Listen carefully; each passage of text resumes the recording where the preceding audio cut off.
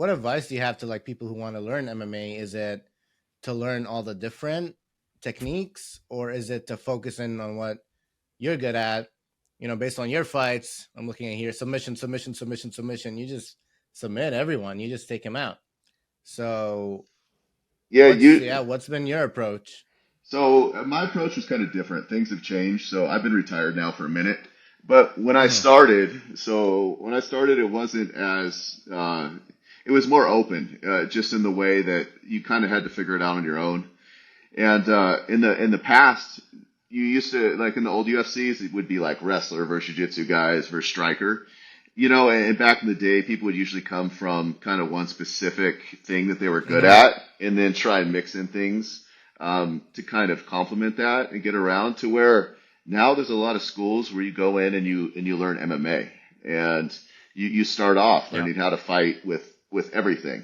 Um, so I think that's a really amazing base, but then you also want to objectively look at kind of what you're best at. Also, what you enjoy the most, because if you enjoy it the most, then you're going to want to train it the most and try and really emphasize, one thing or everything. Because like you said, it's hard to get everything in, but be well rounded and then really try and buckle down and make your strengths.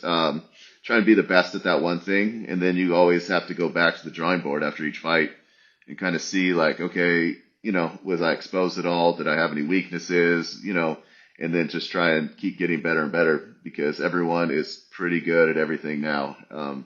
All the way around, yeah. People are very well rounded now and very good, where there was more kind of glaring deficiencies in the past. So That sounds so hard because you're already training at 100% to do your first fights. And then you have to look at your fights and reevaluate and watch and be like, oh, I still need to work on this and on that. You just have to keep pushing yourself. It sounds like all you have to do is work out and train all the time, every day, right? yeah, it's Is hard, that but accurate? Yeah. I mean, somewhat, but you also want to have a good group of people around. There's a lot of good teams and Hmm. coaches that can help you look at it because a lot of people are kind of blind to their own deficiencies a little bit and don't want to work on certain things. So if you can get with a good team and coaches and they can kind of help you out and push you through that, and they should be the ones that really can kind of push your training in certain ways. And because some of the stuff might Hmm. not be very obvious, and it also changes. You might have an opponent coming up where you have to work on a certain thing, to where the next guy might be a little bit different, and then you got to kind of as well go back because maybe the fight that's 4 or 5 fights ahead, you better be getting ready now because when that day shows up, you don't want to be deficient in that area when you're going against a guy that's extra Could, good there. So. could you give us an Yeah, that's true. example of something you've done where it's like your team has helped you out? Because it sounds to me like MMA is an individual sport because you're training yourself and it's you and your Mhm. body versus one-on-one opponent. But you made it sound like, oh no, actually you need the team, you need a strong team. So can you help us understand a bit more about how the Yeah, team helps? yeah. I Yeah, mean that's a Yeah. good point. it helped me a lot, but I didn't really have a team until later on in my fights. So when I first started, it was you go to the college and train with the wrestlers, and you go to jiu-jitsu and you train with the Brazilian jiu-jitsu guys, and then you go to a Muay Thai gym or you fly somewhere. You go to a boxing gym, and then you had to kind of piece it all together. And then later on, I was able to get with North County Fight Club, and we would get together for MMA training. So you work like cage work, you work the wrestling, and you mix it all together because it completely changes stuff to where, um, like you see fights all the time where there's guys that are really good strikers, but they might even lose to a wrestler that isn't a good striker, but Yeah. because it's MMA and he's worried about the takedown, and some of the wrestlers they might not have the same footwork and the timing's off. So so it's just it's good to mix everything in because it completely changes to where I was actually more of a striker for a while, but I would usually hurt people or they would try and take me down and then I would submit them that way. Um, Mm-hmm. so it kind of lead Oh, into the okay. submissions. So I That's mainly see. reversing on them. Yeah, and to where where I was able to get anytime I fought kickboxing or Muay Thai or boxing, I was able to get a lot of knockouts. But same thing in MMA, it usually ended up being more Hell yeah. submissions. And a lot of them was, yeah, you would hurt someone a little bit, and then they would either kind of give you a submission or it would just work into that from the strikes. So, Yeah. Um, like obviously you have experience on that. What does it feel to be knocked out? Like um, what's going so through your head as well? So it only happened to me once, where I went. So it was like basically 5, 10 minutes of your life that's taken. So it was, Wow. yeah, just in the way I remember I was in the elevator after it happened, and then it just like, wait, where are we going? Like, I'm supposed to fight. Like, no, you already fought. It's like, and then you kind of start piecing it together and stuff, and then it comes Hmm. back, and I've seen guys where they'll come back right away and it's not that bad, and where guys have problems for days kind of remembering what happened. And I Yeah. felt like what happened to me, it was, I don't know, 5 to 15 minutes of basically just kind of amnesia. As whereas like that kind of got taken away, and then you snap back, and you know, yeah, it was just kind of like Oh you my take a god. little nap and you wake up and it happened, and you don't really know exactly what happened. So Oh, I would not want to Wow. be in that position. yeah, yeah. I'm definitely not suitable for to be kicked in the face and just. Yeah. So, how is like what's the process of rehabbing from those sort of knockouts? I think people are getting a lot better now. I mean, the biggest thing is you're just not Yeah. supposed to have contact, because the most kind of damage occurs, I believe, from like secondary concussions. So imagine things get knocked off course a little bit, and things have to heal and repair to get back to kind of a baseline. Hmm. Mm, Where a lot of guys, it'll get knocked off a little bit, and then if it gets knocked off more, it's just cumulative. So where the biggest thing is just more is you just need rest. I see a lot of guys, they'll lose like that, they'll want to come back too fast, and then it's not a good mm, idea. I think it's just time and rest, and just really being able to not have contact for a little while after that. So whatever the commission says, I would probably double it, and then just, yeah, just stay out of the gym for a little while. The downsides are too high. It's too dangerous, and it's really kind of a weird thing where you don't know, because I've seen, being around the fight game, I've seen people have a rough day in the gym and not be the same again. And I know other fighters yeah. that have been knocked out fucking dozen times and they're fine.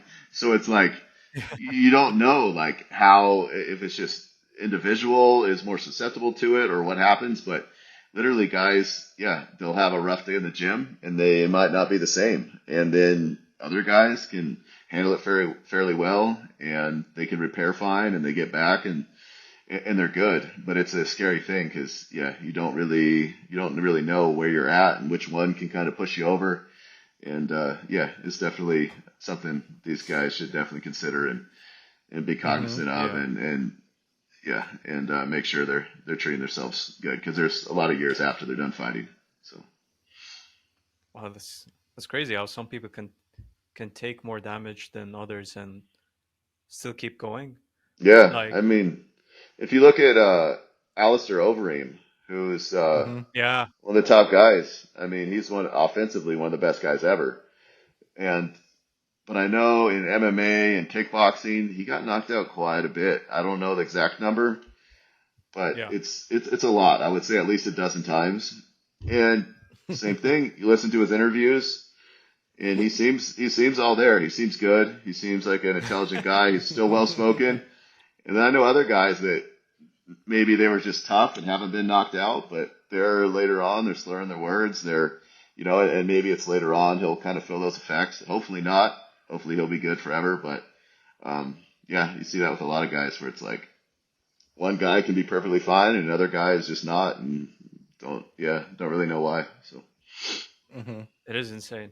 I was just like the thing that popped in my head was UFC 300, the recent fight with Max Holloway and Justin hmm Gagey. I don't know if you saw that one where Max Holloway literally knocked him out in the last second of the fight, and yeah, he was like literally pointing at the center of the octagon, telling him like, "Come," it's like, "Come here, bro, Yeah, come here." yeah, yeah. That was impressive. Yeah. Like he was destroying him for 4 whole rounds. I Uh-huh. mean that for Justin Gagey, he's getting hit. You know, Yeah. he's getting hit, and he's still going through, and he was still able to win, I think, 1 round. Uh-huh. But then in the end, it's just, Max Holloway is an amazing boxer. Yeah. Everyone Very knows good. that. He's Yeah. he's one of the best boxers in the UFC, and like it's just insane. Justin Gagey just was still taking all of these hits, and it Hmm. took until the last second for him to be finally knocked out. Yeah. Well, it's the one in the right spot. He probably didn't see it coming. A lot of times, Hmm. if you Yeah. can see the shot coming and your brain registers it, I think that one just was kind of from the side. He probably didn't really see it coming. Hit him in the right spot. Mm, Plus, he's taken. I mean that there's no one. I mean, there's several guys, but there's not too many guys as tough as Gaethje. It just he puts himself in the yeah, fire, and it looks like he does that in training as well. And he's just one of those tough, hard hitting, just guys that puts himself in those situations. And hopefully, same thing. Hopefully, it's not a point where he starts to decline because I think it's happened to him a few times, and you just don't know. Like, of course, he wants to come back and avenge it, and he just keeps getting in these kind of fights where I don't know. Hopefully, he's one of my favorites to watch. He's an amazing fighter. He's Hmm. just yeah, he's amazing. But I've seen it from a different side as well. I see a lot of the guys after they're done, and the guys that aren't maybe doing so well. And so I just hope that I always like to see guys yeah, stop earlier than later. So Hmm. yeah. That's true. yeah, Yeah, it's like for their own safety. yeah, exactly. Yeah. So, how do you recover from an injury? What's your worst injury, and how do you recover from injury? What advice do you have? So I've been pretty lucky. I was just durable. I think my body with fighting. So my only two injuries that I've really had were outside of fighting. So I ruptured a Hmm. bicep tendon. That was on a motorcycle, and I had my hip hurt by a dumbass chiropractor. So like, but in all the years training and stuff, I mean, I've had stitches. I've had little like some like class 2 shoulder separations. I've done my shoulder a couple times, but they weren't ever severe. I've had hematomas and stitches and stuff, but I've never had inside fighting. I mean, I had the where I got knocked out one time, but I haven't had a whole lot of injuries to where a lot of guys, same thing, they tear their knees or their shoulders or their necks and all this stuff. Where I've been pretty durable in the way that I can still train and my hip bothers me a little bit, but that was from that chiropractor. That wasn't from training. Yeah. And but besides that, I feel pretty good overall. So, All right, and how do you recover from your hip being fractured by a chiropractor? Like, what is the process of recovery? Is it just sleep and food, or is there something else you do to I heal your mean, body faster? so at this point, I think because he tore my labrum, and then there's a little bit of impingement.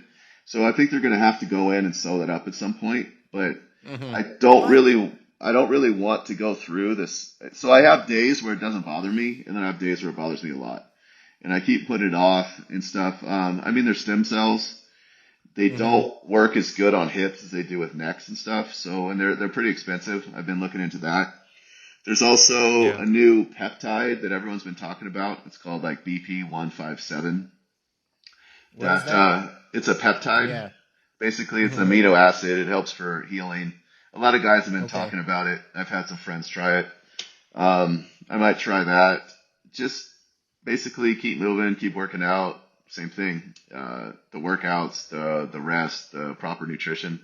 That all definitely helps, and just have to watch it. And if it goes too far or it bothers me too much, I'll have to go get surgery at some point. Man, what is a chiropractor doing? Like, he's supposed to be just like cracking your back or something like that. Why is he tearing your whole hip? This guy, I wish I remembered his name right now so I could call him out for being such a fucking prick. So we were he's this so I forget his name, but he was like this basically fake kind of new age hippie that Mm. he wears all the beads and he drives a Tesla and he wants to be all like woke and everything. And we were somewhere together and he was like asking if he could kind of work on me and stuff, and I could see he was like Yeah. testing for strength, and he was like, oh, there's nothing, and then he was like testing my hip. He's like, oh, it seems a Yeah. little bit off, and then he just like grabs it between his legs and pulls super hard, and I felt What it, the fuck? tear, and I was like, dude, I think you just fucked it up, and he was like, no, I don't think so, and remember, like the next morning, it was like I could hardly walk. It was super bad for a while. Yeah, he's like from Michigan. Fuck, yeah, I wish I remembered his name, but yeah, fuck that guy. Send his Fuck that location. guy. Yeah, yeah. Yes. I'll try and find him when this airs and tag him in it. He's a fucking prick. Yeah, I hope Oh I my see that god. guy. I hope I see him in person again one day because he was an asshole the whole time I was around him. Yeah. He was just, yeah, I didn't really want to, but I was trying to be nice, just like, okay, I'll be nice to this guy. And then, yeah, then he totally fucked up my hip. And, yeah, so. Oh my god. Bro, you should return the favor. Like, I don't know, put him in a chokehold or Oh, if I like could, I'd love to find this guy and break both his hips, like, and his arms. Yeah, yeah, tell him sign the contract, put him in the octagon with you. Then it'll yeah, be, yeah, exactly. Sign illegal. the waiver. Yeah, yeah. When you're fighting, how much emotion is going into it? Are you like, because there's a whole thing about fighters and of that there's all this drama and there's personal beef between them and they hmm might hate each other or they're angry at each Yeah. other. Is that real or is that just It's some like people and Hollywood? Mm-hmm. some fights. Sometimes it's 100% legit. Um, Mm-hmm. and some guys just kind of make it up just to maybe sell a little bit more. And sometimes it turns real because other people cross the line. To me, I Mm-hmm. always remained pretty unemotional and just try and you don't want to be emotional. It's just not smart. You don't want to fight like that. Same thing. If someone hurts you a little bit, you don't want to let them know. You just want to keep like Fedor was the pro Mm-hmm. for that. He just unemotional. If he was winning, his face stayed the same. If he got dropped on his head, his face stayed the same. He just like just nothing, just stoic Russian, just like I don't care if I win or lose or die. I'm Mm-hmm. just gonna yeah. Um, yeah, I always try to remain unemotional. Some guys it helps. Some guys need that. They maybe need to find an enemy to help them out. Also, if you can fuck with Mm. someone's head enough, that also helps. But I always stayed out of that. I can't think of a fight that I was really always attached to myself doing good, but not necessarily. I don't remember ever really not liking somebody that I fought um, in the way Mm. of like, yeah, getting angry about or anything. It was just like we're fighting each other. We're both trying to do the same thing. Maybe there's some guys I didn't like as much as maybe others or respect as much, but there was never a Mm-hmm. like I hate this guy or got super emotional about it. So. Mm-hmm. You have to remain cool from what I'm understanding, like stoic, like you said, even when you're getting hit in the head, Yeah. even no matter how painful it is, you have to keep your calm hmm because that's the best way you perform. Yeah. 100%. Or you could pull a Nate Diaz and just, keep, taunting people and Yeah. I you mean, just got knocked out. yeah, it works. It works well for some people. I know just like I've heard people talk about him just getting in their head, like this guy's just in my face and fucking with me and yeah, it can work as a good tactic for some people. So, yeah, it can be highly effective. I mean, look at Conor McGregor's done it really well to people. So, Yeah, that's true. yeah. And also the way you were describing the Russian fighter with being stoic. I mean, that also can be an intimidation factor on its hmm own. The fact that you just took this person's strongest hit and you're, unfazed, you're Yeah. still calm and it's not bothered you. That can also have like a reverse act on the person who struck you. Yeah. Have you seen when he got dropped on his head in Pride? Do you know Oh that no, fight? Are you for aware of it? Fedor, I have So not seen that one. No, I haven't so seen that Mm-hmm. one. he got suplexed, one of the hardest suplex ever. There was this Oof. fighter who passed away named Kevin Randleman, who was, I think he Yeah. was an Olympic wrestler, but an absolute specimen. Like, he looked like a fucking superhero. And he picked up Fedor and basically jumped in the air and landed on his head, like insane. Oof. And they took it frame by frame and look it up after this. It's one of the craziest things that happened to fight. They took it frame by frame, like while it's happening, when it happened, and after, and his face didn't change a bit the whole time. It was like it was pretty insane. So it's one of That's the Oh my best. amazing. God, man. It's one of the best slams ever. I can't believe that he wasn't knocked out by it.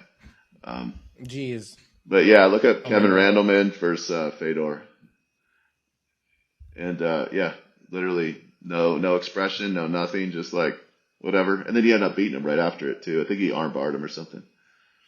I see. It looks a lot like a wrestling, like a pro wrestling type move. How similar is pro wrestling to MMA in terms of like training? Are they legit like athletes that They're for can knock sh- each other out? they're for Yeah. sure they're for sure legit athletes. I mean, most of them, and Hmm. it's not. I mean, they're specimens. It's a like some of them come from legit wrestling backgrounds. Like Brock Lesnar was a legit wrestler. I think Kurt Angle Right. was Olympian. Yeah. Hmm. And there's some guys like even they're big, strong guys like juice to the gills too. So they're athletic and strong. Um, I mean, it's just completely different. You could take some of the guys and put them in MMA and they would do well. Some of them wouldn't, but it's different. But they're definitely good athletes for sure. So All right. Who do you think would do well in UFC in like MMA right now from the pro wrestling? I don't really know who. I don't really know any Or like wrestlers back in besides. or a few years The Rock. like maybe back in time. Yeah. I don't think. No, I don't think The Rock would do good. I mean, obviously Brock Lesnar, Kurt Angle, Hmm. I know was an Olympic wrestler, so I'm sure he would probably do good. Um, I think, Do you yeah. think the I Big mean, Show would have done well? um, so probably just being so big, I don't know, man. Maybe that, like, yeah, I don't know. Um, Oh my god. Just go for his legs, man, and just like take him down. yeah, He's done. they had one guy come over. I don't know, I don't remember his name, but he came over for a couple fights and he didn't do too well.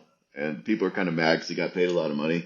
He wasn't a super big guy. I'm trying to think. He was Yeah. maybe fought at like 70 or 85, and I guess he trained MMA for a couple years. And I forget his name, but he didn't do super good. But he jumped right into the UFC as well.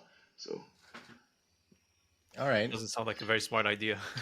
yeah, I mean he had the name and he wanted to do it, so props to him. You know. So Yeah. Yeah, of course. You take your chances. yeah, exactly. um, can I ask you about the juice and steroids, roids? Is that a thing that's common in MMA, or not really? So Because I know it's a thing with wrestlers, with professional wrestlers, they definitely do it, but I don't know if that affects performance too much or if it's allowed even. So Yeah. it used to be in the UFC for sure. If you look back to Hmm. like the wrestler days of like Mark Coleman and Kerr and these guys that were just insane specimens, and then when they had the loophole to get the exemptions, and a lot of guys like Hmm. Vitor and stuff, you know, but now I think the guys are highly tested by top level. So I think it's very minimal now. But back in the day, it was definitely. And then pro wrestling, I would say almost all of them are on stuff for sure. Oh my Like, yeah, god. Wow. oh, for sure, yeah, most definitely. Hmm. Same thing. It's an exit. I mean, it's an exhibition. It's theater, Hmm. and Yeah. and part of people watch because they're impressive. You know, they're big, strong, impressive guys. They do work their body super hard, and they injure themselves a lot. They're on the road, so yeah, they're definitely. I'd say Hmm. most of them would be on some shit for sure. Like, It sounds like UFC in the beginning used to be, or MMA used to be a lot more no rules, just more simple. You can do whatever No you holds barred. want. And now there's a lot more rules that go into it. There's a lot more testing that goes into it. You think that's a good thing, or you think it just too many rules nowadays? No, I think it's good. I mean, I don't know. It would almost be good to let the fighters do a little bit of stuff, just like with the peptides, so they could heal up Mm-hmm. better and a little bit faster. Maybe they had injuries, or if there was, they're pretty strict on not even having IVs to rehydrate, and Oh wow. a lot of guys Mm-hmm. get in trouble for like dumb stuff too that they shouldn't be getting in trouble for. There was the weird one about guys kept getting popped for weed, which Mm-hmm. I don't smoke weed, but if an opponent wants to, I don't think it's a performance enhancer. You know, like go ahead, let these guys, like fuck, you going to smoke a joint before the fight? Go ahead. I don't know. Uh, like, um, but they get trouble like their supplements are a little bit tainted or they're on. I know a couple guys have gotten in trouble for they have like eczema or something. They use some kind of cream or and the IV stuff is a little bit weird because anytime you get an IV, there's a plastic, the kind of a traceable plastic that gets put in, and Mm. just not letting guys Oh, do that and stuff to maybe repair a little bit better, just because of damage. So, and the peptides are just basically amino acids. So Mm-hmm. I think, yeah, they should just the severity of the injuries and kind of the damage that people take. Yeah, let them take supervised, maybe small amounts of stuff to heal up and to kind of, yeah. there has to, it shouldn't be anything crazy in a combat sport where guys are hurting each other. You don't want some guy to come in like juiced out of his mind and hurt someone. But if it's, I see. yeah, Mm-hmm. Yeah, because what ends up happening is people find loopholes, right? I mean, maybe hmm the people with the most money and the most connected network, they'll find that loophole that will yeah, pass versus more regular fighter won't have that, and so yeah. it does create a bit of an unfair balance. I don't know. I'm sure Yeah. there's a little bit of that because there's always guys that are a little bit ahead of things and they can figure out how to get Mm-hmm. around. But overall, I think the testing is pretty legit and random, and the rules are really harsh. So I think the guys are pretty clean now, overall, at least most of the guys. All right. Um, can I ask you, Brody, what's the highlight of your career in fighting? If you were to think now about the best moment for you, what was it? Um, a highlight. So I don't know. I was just talking about this earlier. I remember kind of a favorite fight was early on when I Mm-hmm. fought Olympic judo guy, and Mm-hmm. it was super early. He was undefeated, and I beat him pretty decisively and fast. And they kind of brought me in to lose. So just being, I think I was only 21 at the time. I think he was 38, kind of at the end of his maybe athletic, but still just super strong, accomplished. Just be able to beat him kind of showed me where where I could be, that I could compete with the top guys. An event that one of my favorite events, though, even though I ended up losing a decision, was a fight for the troops at Fort Bragg. So just being out there with all the guys that were stationed there, that was probably one of my favorite events for the crowd because you had to be in active duty and just staying on the base and being around all those guys and how appreciative they were and be able to kind of, go out there and fight and just hang out and be around and just the crowd in general. That one, that was probably a favorite crowd for sure. It was at Fort Bragg. So. Mm. All right. And it, Um, go Said. I was just wondering, like, what is what is it like hanging out with also the military, getting to spend your time with them? So I've had extensive experience with military and military guys. I lived in San Diego for almost 20 Mm-hmm. years, and Wow. in San Diego is I mean it's highly military. And a lot of the guys Mm-hmm. train. So just as a jiu-jitsu class, you're gonna have a lot of Marines. You're gonna have a lot of Navy guys. You have Mm-hmm. I mean, a lot of my training partners over the years were military. A lot of my friends were military. A lot of training that I was able to do with them was really cool. So it's definitely a big part of the scene, especially in San Diego, where I was at for so long. So Okay. Because those guys are fighters too. I mean, they train like mhm. fighters. They're they're trained. I mean, they're literal fighters, I guess. To Yeah, me, Yeah. maybe the difference is they don't televise it. yeah, You but know, yeah. a lot of them, it's this. I mean, it's very similar in a lot of ways, and a lot of the Hmm. guys they're drawn to it, so they want to train, they respect it, and then so there's a lot of stuff where they would come in and train jujitsu or striking, and then I could go with them and train a lot of other stuff that they do as far as tactics and everything, and yeah, there's in the community in San Diego, at any gym, there's going to be a ton of active duty guys, especially jiu-jitsu now, how it is, and striking. It really goes hand in hand, and yeah, the communities are meshed very much so, and so.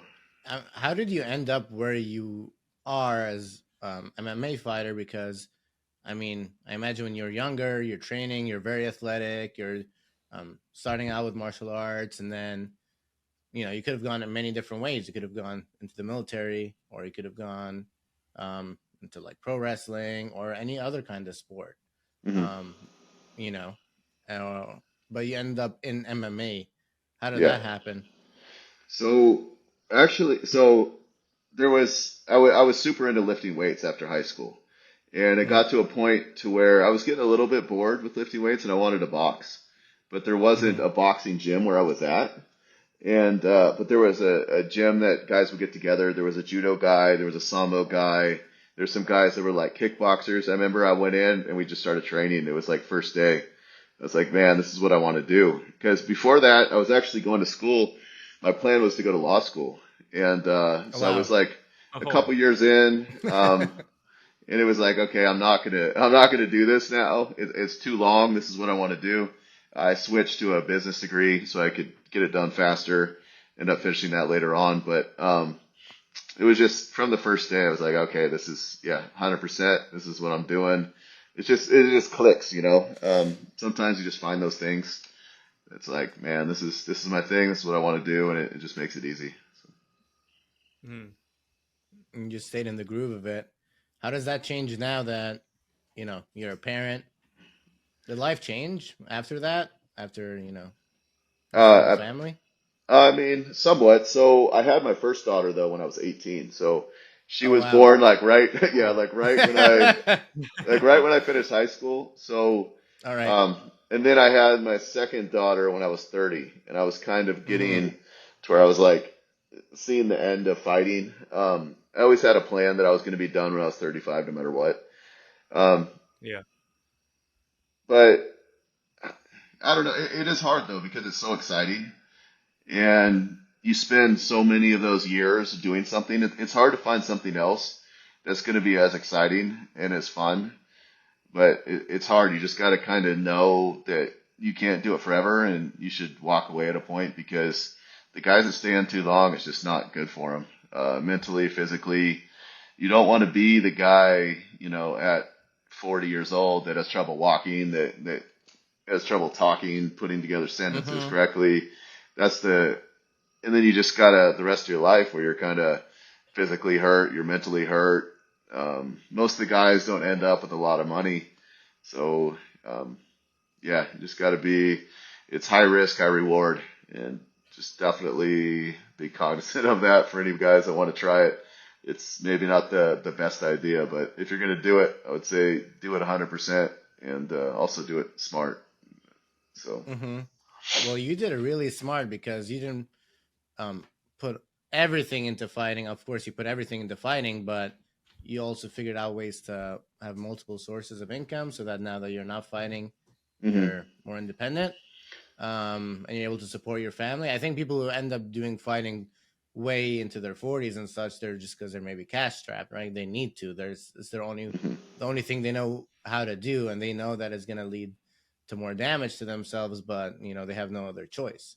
Yeah, I hate seeing that. I hate seeing guys that I know that shouldn't be fighting, just taking fights for a payday. And it's a sad thing though, because you spend all these years investing in something, and that window is so short. And then when that window's open, or when that window closes, it's like you don't have necessarily skills elsewhere that during the time a lot of other people are building. And that's one thing, good or bad, where maybe I should have put a little bit more emphasis on fighting to where it kind of bothers me that if I was going to do it, looking back, I should have done it. I should have been more focused on it because I wasn't Mm-hmm. focused on it 100% like a lot of guys. I was always doing other things. I would always take breaks. I wouldn't be in the gym until there was kind of fights and stuff. But now looking back, I'm kind of happy where I'm at as well in some ways. Like maybe it was best because I'm good where I'm at, but also in hindsight, I could have done better if I would have been more focused. So it's kind of, it is what it is.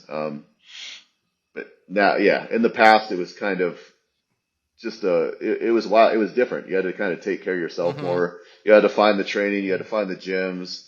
A lot of times you were making your own fights with promoters. There was, yeah, it was Mm-hmm. just, it was different. It's a lot more organized. There's more money now. There's gyms that kind of handle everything for you. A lot more transparent, a lot more honest, and the level's gone up as well. So So, what So advice would what's you what? give a new fighter, someone who's coming up? find something Yeah. else to do. Yeah. Fair. Yeah. No, I mean, if you're gonna do it, I remember my old boxing coach used to say, if you're gonna do it like a priest, like not some weirdo priest, but some like legit, like this is your life, you know. Mm-hmm. You devote yourself to what you're gonna do, and do it 100%. You know, Yeah.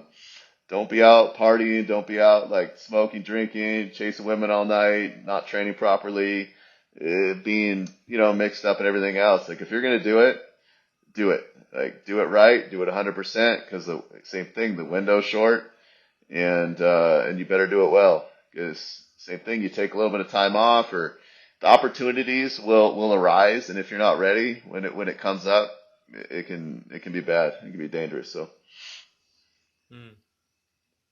What's what is one thing that, looking back at it, at your career, what's one thing you would have changed if you I had the would have chance?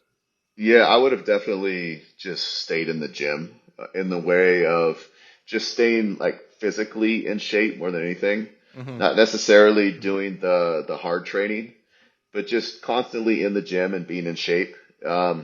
Like for the UFC fight that I got knocked out in, I wasn't in the gym for 6 months prior. Oh wow. Not one day. I was out of town when they called me. So I had an eye surgery, like a PRK, the corrective, and then I was supposed to take a few weeks off, and it just turned into I just wasn't in the gym for a while, a long time. And then when I went back at the beginning of that fight, I separated my shoulder like the first week, and I only had 3, 4 weeks to train for that fight, and so my shoulder was off. And my shoulder was only off because I was out of the gym. So Mm. when I went to shoot, my timing was off. My basically I was stiff and my timing wasn't on. So then I do a stupid move and then I get hurt and I'm not ready for the biggest opportunity that I had. So had I just been Yeah. consistently in the gym and been ready, I would have just been more physically, physically, mentally able. I wouldn't have I doubt I would have gotten hurt in training camp because I would have just been on point. I wouldn't have been half a step behind my training partner and in whatever it is. So Mm. Wow. Okay. Well, that's good advice. I mean, I feel like this can be used for not just fights, like just in general. You hmm you have to be just constantly aware and focused on your health so that it can also seep into your life, into your work, and then you're just fully focused mentally, physically, staying in shape. It all works out together, it's all combined. It's all associated with each other. that and then that work that you put in too about not necessarily being lucky, but you got to be ready for when those opportunities present themselves because Yeah. you basically it's going to pop up. And are you ready that day?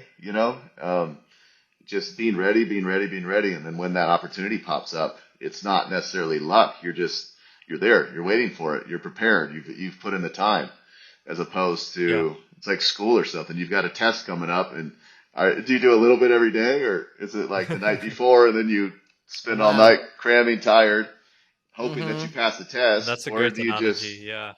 or do you just study and you're ready and you're not stressed and you get a good night's sleep and Man, you go in and do well and um, yeah. So there it's was so yeah. true. Too many What times about I got away with fucking off way too often. So I'd be like, oh, that's fine. I don't need to be in there doing what I need to do because it works out fine, hmm and then it doesn't. So And I assume the same thing applies to your nutrition, right? It seems like people who have the most success are the people who are consistent with it all the time, year round. And so when they have to do weight cuts for fights, it's easier for them as opposed to people who are fucking around. yeah, there's a lot of guys that their camps are just about making weight. They're not even trying. That's the hardest thing for a lot of guys is just making that weight, just being down. And there's that new kid Patty or whatever that's really hmm glamorized. It's like he gets super big in between and eats shit. Like it's not it's not good. It's not the best That thing. can't be Like healthy, man. No and way. instead of he's already good and talented and being pushed by the UFC. Um, Same thing. It's those little things. It's the little things when it comes down to it. Where he's gonna have a fight soon, where he should have probably been training a little bit more instead of losing the weight. Because the guys at his level, they're so good, and he's good, and it's going to be that little thing that makes him win or that pushes him over the next guy. Yeah, um, just getting the weight under control and not going so crazy out of season or in between fights Yeah. is definitely a good thing. So and you just feel better It's too. it's I also mean, it's also like you said about the opportunities and hmm if you're ready, because like sometimes in the UFC, like some of the big fights, you can have like a last minute dropout, and then hmm you need a replacement. And yeah, if they offer Paddy and he's just like fat, it's yeah, he can't take the fight, man. He's like yeah. he's hmm gonna be so overweight that it won't work out for him. Or if they're close and he takes it, because a lot of the guys want to take those opportunities. And I wish the coaches would kind of push people away a little bit more. But he'll take the opportunity and then realize, like, holy shit, that's a lot of weight I got to lose. And then he's going to come in not at the best. Or same thing, where it's a fight that maybe he could win, maybe not. But instead of really knowing, it's always going to be in the back of his head, like, if I didn't have to lose all that weight. I think that happened to Volkanovski, right? He took that last hmm set of fight. Yeah, He ended up getting knocked out. Like he was pretty heavy. He wasn't in the gym. He still thought it was a good idea. And yeah, it wasn't. he was overconfident. Yeah, I think he just wanted to get back in. That's where a lot of the managers and coaches need to protect the guys from themselves a little bit more. Because you ask a fighter if they want to fight, they're going to tell you yes. They're going to say yeah, they want to do it. They yeah, want to. So it's like, dude, look, it's too high risk. And like, he's not going against like local guys. He's going against the best guys in the world. So you need to be ready for those guys 100%. You can't step in half-assed like yeah. that, really. So So what are tips you can share with people on making weight, basically like burning the fat and just keeping your weight under control? I mean, just really macro-based diet is the best. Just Okay. really locking that in, and same thing being just tracking. I would say for fighters, especially, just tracking it year round, and so you can get it down to such a science where it's like, especially as the fights go and as they go, and as you kind of grow into yourself more, like this is what I ate for the last camp. I was this pounds over. Do we want to adjust it a little bit? Do I want to be a little bit heavier, a little bit lighter? I would say just track it completely and just stay religious to your diet as much as possible. Um, Mm, but it's all about it's most of diet and nutrition as far as is a math problem. It's a math equation. It's how much you burn. Uh, you've got a certain amount of muscle. You've got a certain amount of activity. You need to keep a certain amount. You need to repair your body. You also need the energy expenditure for the training, and just knowing how much to put in and how much you're putting out and how much you want to keep, and then just adjusting it to that.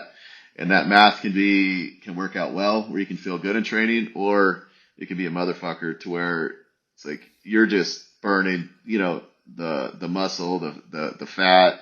You're just so under basically. That's why hmm guys can gain so much weight so fast because their body is just so depleted. By the time they get on that scale, the next day it just sucks it up. So I mm, see. okay. Wow. Um, can I ask you about like mentors and you mentioned coaches and managers. Who's like, was there someone in your life who helped you with some guidance, with some advice that really shaped your career? Are you doing the same for others? What's your thought on all that? I think a good one is basically one of the most valuable things you can have. So Mm-hmm. with me, I didn't have in my fight career someone that I ever trusted that much. So I had a couple coaches that were amazing at what they did, but as far as they weren't necessarily managers, you know, and then the managers were at the time they were a little bit shady for sure. Yeah, in the fight game, I had guys that I trusted 100% to teach me the skills in their kind of set area, but as far as like an all around, I didn't, and a little bit that was on me too. I just had a hard time. Just I kind of think that I thought I knew better and kind of wanted to do it on my own as well. So in the fight game, I wish I had someone that I could have really leaned on and trusted, but I really didn't. So. Mm-hmm. When you're talking about a Mm. shady manager, what are the red flags? So, I mean, back in the day, the guys, there was a lot of issues with a lot of them. You know, they would push certain fights because you have to think they're managing a lot of people. So, Mm-hmm. and they're trying to gain favor with the promotions, most likely the UFC. So they might get, you know, like you have to think is like a chessboard. You know, you've got your guys that are making all this money. If they're making 20% of the money, that maybe they'll sacrifice one of their lower level guys in a shitty fight to get a better guy, a better fight, so they can make more money in that way. Or there was problems with managers too, where like a promotion in Japan would be like, okay, we're offering 50 grand. And then they call the fighter and be like, hey, they're offering 30 grand. And then they would take fucking 20 grand from the promoter, and only give the fighter a certain percentage, or just really kind of pushing guys into fights where maybe they knew they were injured, but they want to, you know, they want to gain favor with the promoters. Usually it was obviously UFC back in the day. Um, Mm-hmm. and stuff, and to where the thing is you didn't really want to pull out or go against them, to be honest. So, and a lot of promoters knew that, and they kind of kissed their ass instead of taking care of their guys more than like they should have. So, Right. And hopefully that's changed, right? I think it there's is. better people out there. Yeah. Yeah, it's changing a lot, and just you have to think too, just the access to information and Mm-hmm. how fast someone could be exposed now. You know, the word gets around so much faster. So you can't be as much as just a prick and a slime ball and not have people know about it. So, Right. Yeah. Like that chiropractor. yeah, exactly. Oh my god. When Yeah, someone's doing bullshit, you call them out on it, right, yeah, Sadi? What did we yeah, learn today? Exactly. yeah, We learned a lot of things, Adi. Learned yeah, about yeah, keeping a healthy lifestyle, about shitty chiropractors, yeah, about yeah. it's like being stoic, and yeah, with and how to be a fighter. Brody, thank you so much for sharing all of your insights on all of your info. Oh, most Um, definitely. is there a message you want to share with the people, and also could you add where people can find you as well, so they can connect with you? Yeah, I mean, I'm probably the most active as of just recently on Instagram. I erased Hmm. it for years. I was kind of anti social media, but I've got back Yeah, on. I enjoying kind of connecting with people, and just helps me be more accountable if I can help and share things, and also have good conversations and meet people. I'm a lot more open to it now, so that's just Brodie_Farber on Instagram. With that, I'm gonna try and just I'm just gonna keep doing these podcasts and just trying to be positive and be helpful when I can. So we appreciate it greatly, Brody. Thank you so much for your time as well, okay, yeah, I and appreciate you guys as well. thank you guys for watching A to the show. Please don't forget to subscribe, and you guys know how we end this. Salute to cover the camera. We're Peace. out. All right, Yeah. okay. Ciao, Brody.